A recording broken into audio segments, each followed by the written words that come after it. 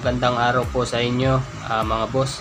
Sa video na ito, ituturo ko po sa inyo kung paano mag-wiring ng electrical basic wiring sa bahay. Una natin gagawin, i-switch off natin yung breaker natin. Sa instalasyon na to, meron tayong wiring diagram natin. Ating circuit breaker, line 1 and line 2. At isa yung load natin at convenience outlet na tugang. At saka one valve controlled by 1 gang switch. So ito yung ating electrical diagram. At ang line 1 natin ay ito, line 1. At ang line 2, nilagyan natin ng tagging kasi parehas siyang puting wire para hindi tayo malito. So ito yung magiging line 2 natin. Ito yung pinaka hot wire natin. Ito yung neutral wire, no? Linyahan muna natin. Lagay na natin yung ipian po natin yung ano ng dulo para hindi sumabit. Ayan. Ito yung line 2 natin. Tapos naikabit na natin yung line 2 papuntang load natin. Ngayon, wiringan na rin natin yung outlet natin, no? Pin lang natin yung dulo, yan. Yan. Yan, naikabit na natin yung wire. Ngayon, lagay naman natin yung outlet natin. Tutusok lang yan dyan. Ayan, may butas yan. Itutusok lang yan.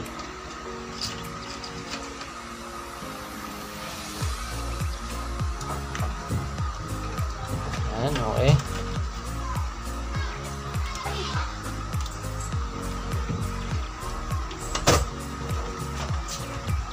Ayan.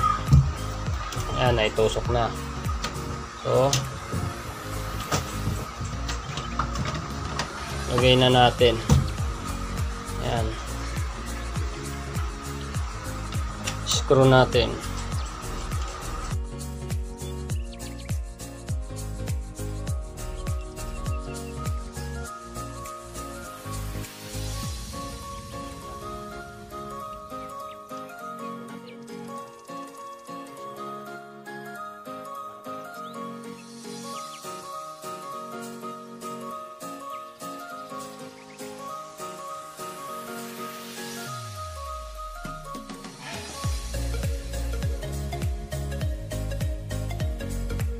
Ngayon, i-splice na natin sa line 1. Ayan. Ayan. Tapos, sa line 2.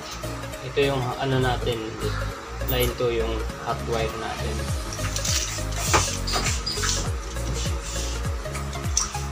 Binalatan ko na to kanina. Tinapalan ko na lang electrical tape. Lagay natin dito. Ayan. Gamitan natin ng pliers para matupi siya ng husto. Ngayon, balutan natin ng electrical tape.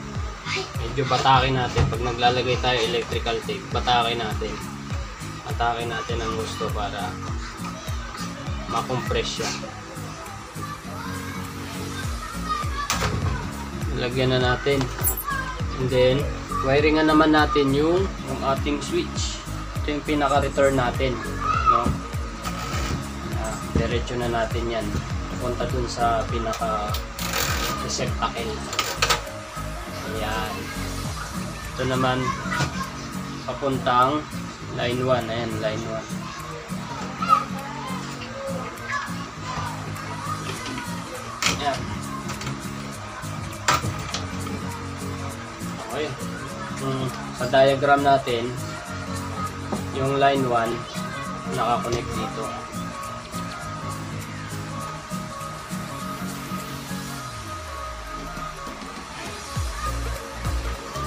Yan. Lutan na natin ang electrical tape.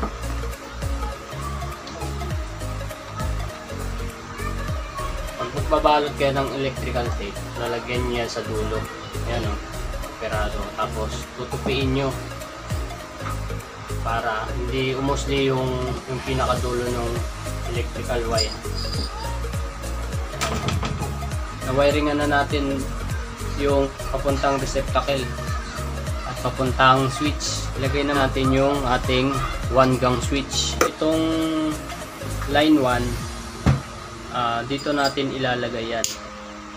Dito natin ilalagay. Ayan o. Yan, dito natin ilalagay. Kasi nandito yung pinaka current nya. So tatawid papunta rito pag sinwitch on mo to. Ngayon pupunta siya sa return, papunta ng receptacle. Ayan o, punta ng receptacle.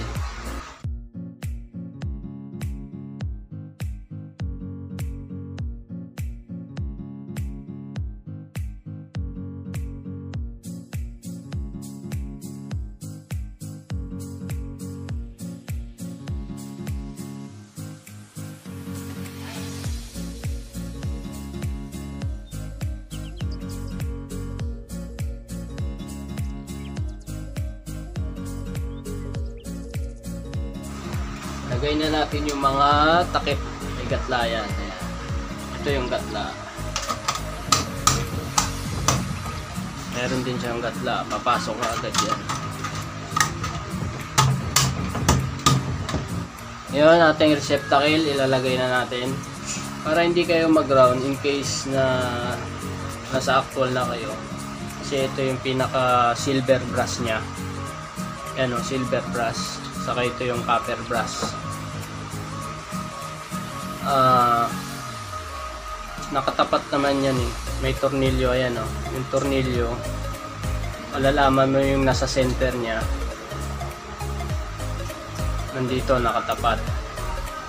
Ayan. So, dito natin ilalagay yung hot wire. Kasi yung hot wire, continuous yan na nakasalpak lang sa ating load. Ayan o. Ayan, yung line 2. Kasi para hindi tayo mag-ground pagka in case na magtatanggal tayo ng ilaw. Ayan o. Halimbawa mahawakan mo siya dito sa gilid. Hindi ka makakuryente. Kasi yung hot wire mo nandun sa loob. Nandito sa center. So, lagay na natin.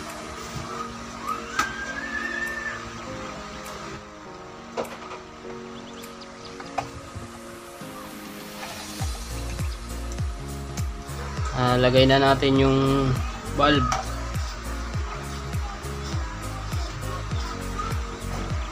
Bago natin switch on yung ating breaker, testerin muna natin gamit ang digital natin na multimeter. Ayan.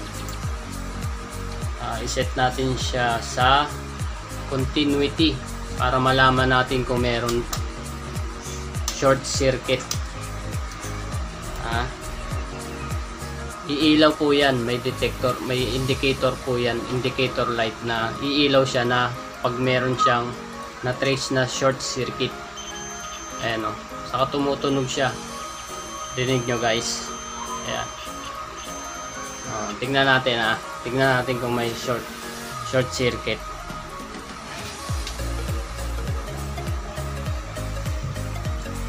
Dito tayo sa outlet, tingnan natin.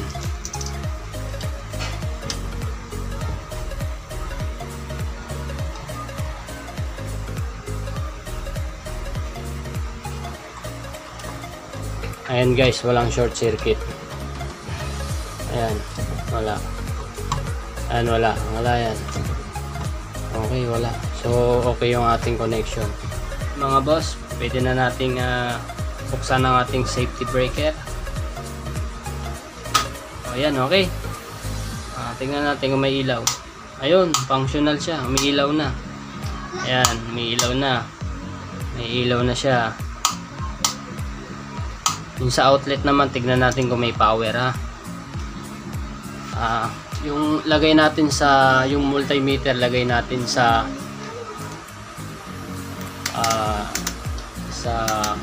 AC voltage. Ang ideal voltage dito sa Pilipinas is 220 to 240. So sa multimeter ilagay natin sa 750. Ayan, tignan natin ha. Tignan natin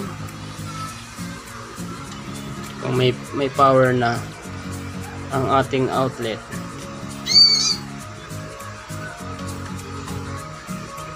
Ayan. Ayun, umalo siya ng taas oh.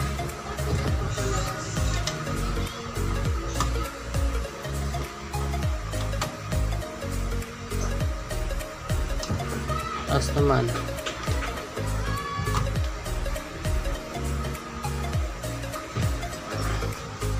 So yun lang guys. Maraming salamat po. Sana may nakuha kayong may natutunan kayo sa video ko. Pa-like and subscribe na rin po sa aking YouTube channel. Maraming salamat po sa inyo.